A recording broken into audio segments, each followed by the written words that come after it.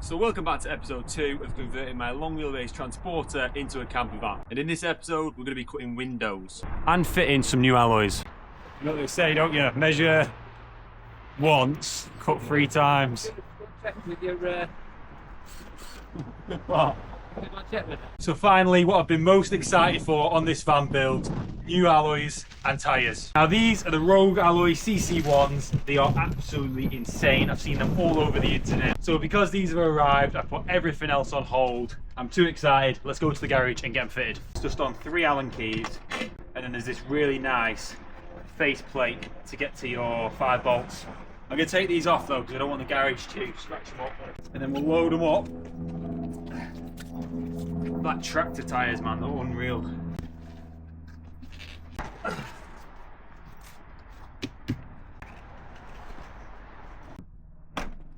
Just dropped it off at my garage. The guy said it's going to be about an hour, which isn't too bad. I'm going to go and get a Subway, I think, and then we'll see what they look like. Hopefully they're pretty nice, man. Excited, really excited. They are good, them Rouge Alloys, because they come with a lifetime guarantee as well, which I have had alloys in the past, like cheap Chinese ones, and they're just like cracked. I had them on my Audi A3, curbed them quite a bit to be fair, but they cracked and they were leaking pressure, and I couldn't find the alloy again, and I couldn't buy it individually, so I had to buy a new set. It cost me like another 800 quid. It was just a joke. So buying it from a reputable company is definitely worth it, and gives you that peace of mind, and knowing that if one was to crack, they'll replace it for free.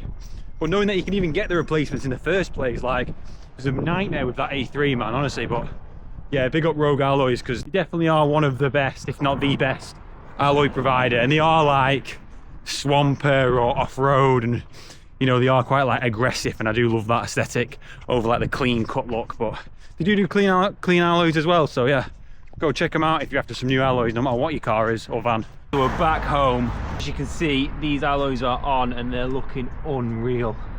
I've put the caps back on. Wow, they look so sick, man. Look at them. Even though this has been lowered, they're not rubbing on full lock, which is something I was worried about. But yeah, they fit perfect. They look unreal.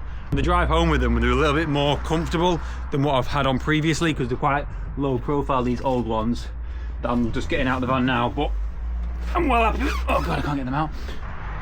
Dead meaty, dead aggressive, perfect for like the lakes or getting out a campsite if it's stuck. And obviously they look unreal, but they are more practical than these. Probably lose a little bit on fuel economy, but I imagine not much. So a massive shout out to the guys over at Transporter HQ for sending this glass through. Now this is camper glass, it's the best glass in the game, and this is the safari style windows. And as you can see, the glass comes completely protected. I've got it with all the fittings, so all I have to do is cut the holes and stick it on. It's really easy to do, really easy to follow, but if you are feeling a bit unsure, just get a professional to do it. Okay, so for this, I've had to get assistance off my dad, who's basically made a template, and he's going to be giving me a hand when it comes to drilling it and cutting it, because I'm pretty worried that I'm going to make a mess of this. Now, it is quite easy because you've got a rim around the outside, so there's a lot of tolerance, and obviously I've got a seal, I've got loads of Sikaflex. There's loads of tolerance when it comes to doing this. However, I want to get it right. I want to make sure the window doesn't fall out, and I don't want to make a mess of it, because you only really got one opportunity to get this right, but it is quite easy, if that makes sense. This is probably pretty overkill, but what we've done is we've put like a template on. I'm going to mark up exactly the 4 holes I'm going to drill, like pilot holes, drill through these, get even spacings, but you've got all this tolerance where I'm going to put Sikaflex on, fit the window up, put the window in, leave it for 24 hours or 12 hours. No going back now.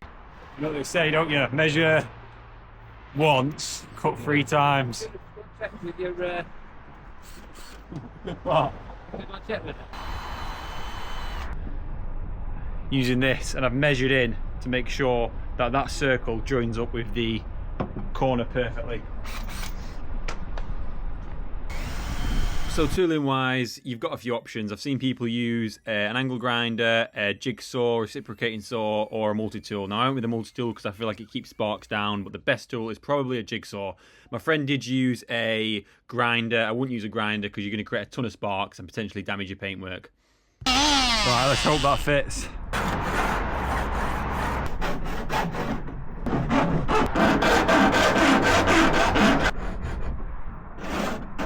I ordered a double kit from Transport HQ. This is the master bond or the mastic that I'm going to be using to seal the window on, but before we get to that stage, it's crucial that you give the glass a wipe down. And then I'm going to prime the cut edges, the paint, and the window with the primer.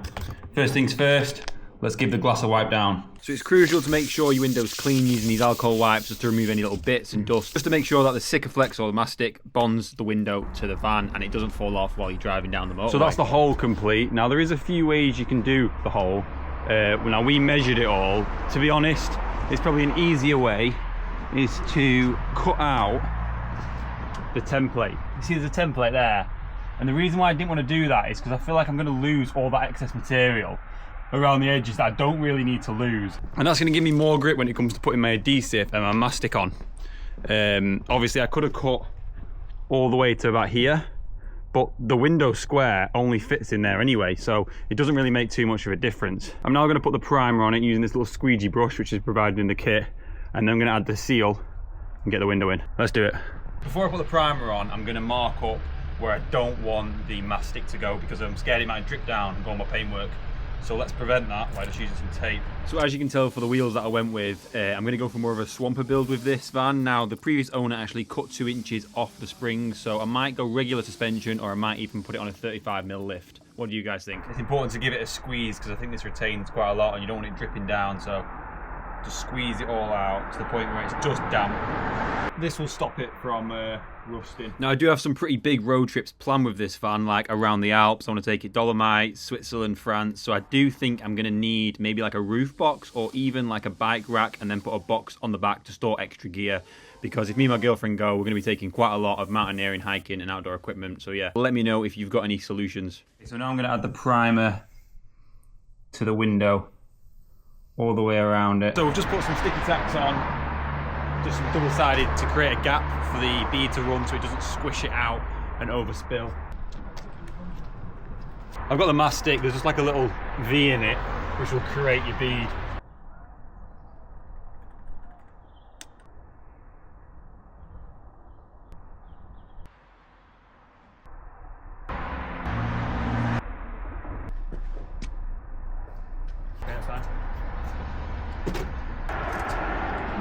One thing I learned from this stage, which is super important, is to keep equal pressure.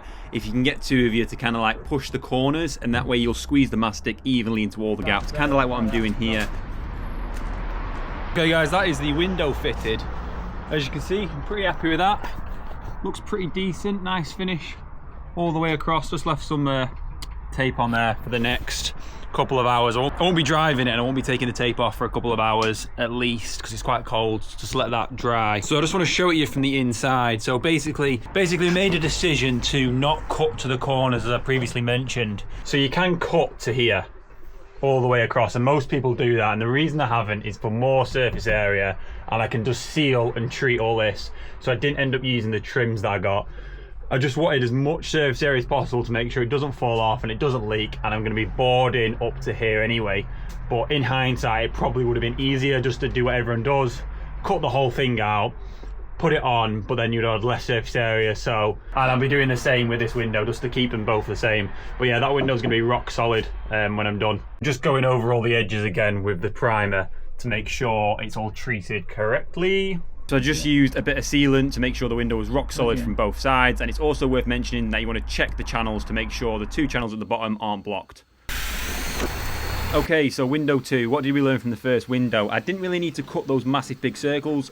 Cutting a hole like that with the drill is fine, and then joining them up with the multi-tool. A reciprocating saw might be a little bit different because you've got to get the actual blade in there. You can cut from the outside or the inside. The issue with cutting from the outside is I'll cut through the support beam blind, which I'm doing here, which is a little bit harder, whereas if you cut from the inside, you can see where the support beam is and chop that first. And also, if you want to join up with those lines, I suggest cutting from the inside. However, we didn't. We wanted to keep the hole as small as possible. This way, I feel like I'll get a better seal because there's more surface area, and it'll be a little bit warmer because I can insulate right up to the window frame, and then I'll just board it out anyway. So I've been having issues with my battery. The battery is the original Volkswagen one, so it's nearly 8 years old, so I thought it was time to change it. Now 130 quid on a battery is not the funnest purchase I've ever made. However, I'm glad I did it because I'm going to be hooking up my electrical system to that battery alongside a leisure battery, so I want the electrical system to be new, be in good condition, and not be an 8-year-old van battery. It's also worth mentioning I am a complete beginner, as you can probably tell, when it it comes to converting vans. I knew nothing about vans 2 or 3 months ago, and I'm learning it all from the school of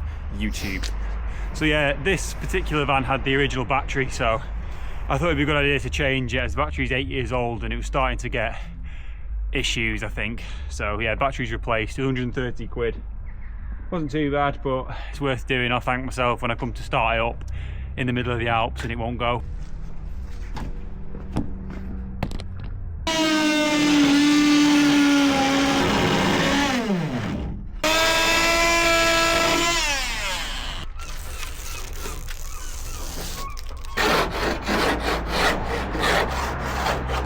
Okay, so I've got some metal shavings inside this like channel.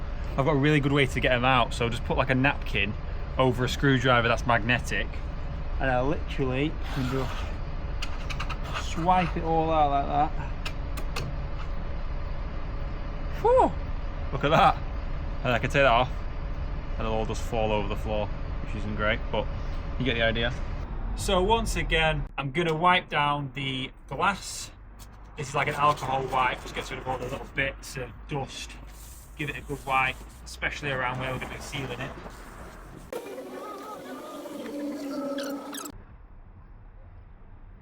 So you want to squeeze it out so it doesn't go everywhere and drip down your glass. Gets a perfect amount on. And then for the channels, I'm just going to dab it a little bit just to make sure it goes in all over the channel. I think on the first window I put a little bit too much mastic on, or a little bit too much adhesive, so I think you probably only need one good thick brimmed slug. It's probably enough. I think I was just a bit worried of it falling off and leaking, so I've gone a bit overkill. As far as I understand, this primer does two things. Not only does it protect the cut edges from rust, but I think it also helps the adhesive, the Sikaflex or the mastic or whatever you want to call it, that comes in the kit, stick to the paint or stick to the van and then stick to the window. You know, it gives it that nice surface where it can fuse together and make sure it doesn't come off. And like I mentioned earlier in the video, this stuff is quite hard to get out even with a gun. So I definitely recommend heating it up, putting it in front of a heater, putting it on a radiator. Also, once again, when it comes to fitting the window itself, I think you either need those suction cups, which you can pick up off Amazon, to pick it up on your own, or 2 people, put pressure on the windows and leave it taped up for a good hour. Let's just not let it fall off. And I just finished it off with this little seal here. As you can see, this makes it look really neat and tidy. That stops any dirt and grime getting in. So there we have it, guys. The windows and the wheels are in. Well happy with them. Take a look.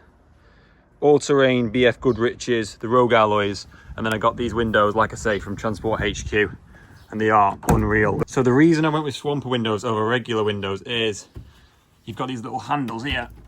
This opens all the way out, loads of room. So this opens quite high, get it to about there, and you can also, you don't need to, but you can also lock it in place if you wanted to put something on there like clothes. I'm well happy with that. Looks really cool. And of course it matches the tailgate the way it opens. Thanks for watching part 2 of this van build. Make sure you subscribe. I've got some really cool things planned with this van, and it does add a bit of a complication trying to film everything while I'm learning and while I'm trying to do it. So if you subscribe, it's massively appreciated, and I hope to see you in the next video.